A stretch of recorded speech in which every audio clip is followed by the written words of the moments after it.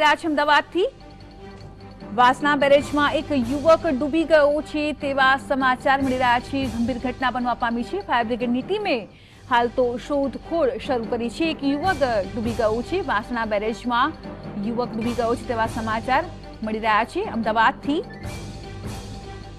Fire બ્રિગેડની ટીમે શોધખોળ હાલ તો શરૂ કરી છે। આ મામલે યુવકને શોધવા માટે વાસણા જે બેરેજ છે તેમાં એક યુવક ડૂબી ગયો છે।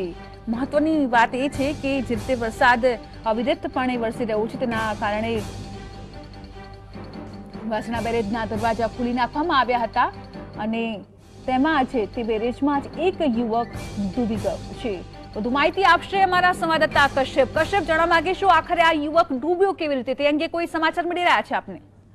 વાસણા બેરેજ ખાતે બે જે યુવક મિત્રો હતા તે નાહવા પડેલા હતા। વાસણા બેરેજમાં જે આ વરસાદ પડી રહ્યો છે તેને લઈ અને કેટલાક દરવાજાઓ છે તે ખોલી દેવામાં આવ્યા હતા અને પાણીનો પ્રવાહ વધુ હતો। આજે બે યુવકો નાહવા પડ્યા હતા। તે ગ્રીકનો જે એક યુવક છે તે ડૂબી ગયો છે અને તેનું મોત નીપજ્યું છે, જ્યારે અન્ય જે એક યુવક છે તેને ફાયર વિભાગની જે રેસ્ક્યુ ટીમ છે તેના દ્વારા જીવિત બહાર કાઢવામાં આવ્યો છે, જ્યારે જે અન્ય એક યુવક જે ડૂબી ગયો છે અને તેને શોધવા માટે છે અને ફાયર વિભાગ દ્વારા હાલ કાર્યવાહી હાથ ધરવામાં આવી છે।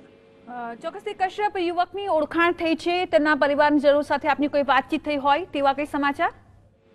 બે જે યુવકો ડૂબી ગયા હતા તે પૈકીનો જે એક યુવક છે તેને બહાર કાઢવામાં આવ્યો છે અને હાલ તેની પૂછપરછ કરવામાં આવી રહી છે અને જે યુવક જે ડૂબી ગયો છે જેની શોધખોળ કરવામાં આવી રહી છે તેની ઓળખ કરવા માટે છે અને હાલ ફાયર વિભાગ દ્વારા પ્રાથમિક પૂછપરછ કરવામાં આવી છે અને તેના પરિવારજનોને પણ જાણ કરવામાં આવી છે। જી કશ્યપ, અપડેટ મેળવતા રહેશો આપની પાસેથી। આભાર સમગ્ર માહિતી માટે।